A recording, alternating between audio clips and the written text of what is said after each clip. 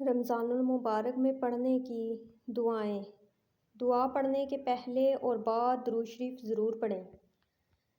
اے اللہ ہماری زبان پر کلمہ طیبہ ہمیشہ جاری رکھ۔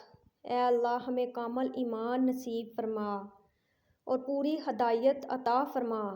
اے اللہ ہمیں پورے رمضان کی نعمتیں انوار و برکات سے مالا مال فرما۔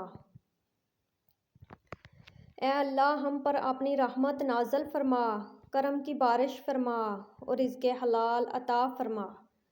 اے اللہ ہمیں دین اسلام کے احکام پر مکمل طور پر عمل کرنے والا بنا دے۔ اے اللہ تو ہمیں اپنا محتاج بنا، کسی غیر کا محتاج نہ بنا۔ اے اللہ ہمیں لیلۃ القدر نصیب فرما۔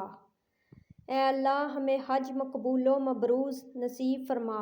اے اللہ ہمیں جھوٹ، غیبت، بغض و کینہ، برائی، جھگڑے فساد سے دور رکھ۔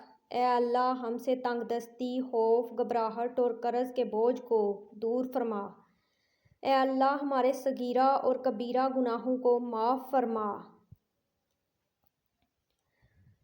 عبداللہ بن مسلمہ حضرت ابو ہریرہ رضی اللہ عنہ سے روایت کرتے ہیں کہ انہوں نے بیان کیا کہ رسول اللہ صلی اللہ علیہ وآلہ وسلم نے فرمایا کہ روزہ ڈال ہے، اس لیے نہ تو بری بات کریں اور نہ جہالت کی بات کریں۔ اگر کوئی شخص اس سے جھگڑا کرے یا گالی گلوچ کرے تو کہہ دے میں روزہ دار ہوں۔ 2 بار کہہ دیں قسم ہے اس ذات کی جس کے قبضہ میں میری جان ہے کہ روزہ دار کے منہ کی بو اللہ کے نزدیک مشک کی خوشبو سے بہتر ہے۔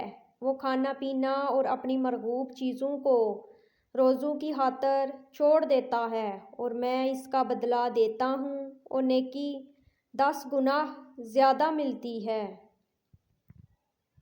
پہلا عشرہ رحمت۔ اے اللہ میرے رب مجھے بخش دے، مجھ پر رحم فرما، تو سب سے بہتر رحم فرمانے والا ہے۔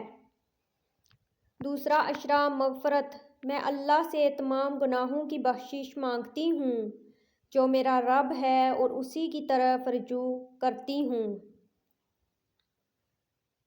تیسرا عشرہ نجات۔ اے اللہ بے شک تو معاف کرنے والا ہے، معاف کرنے والے کو پسند کرتا ہے، بس ہمیں معاف فرما دے۔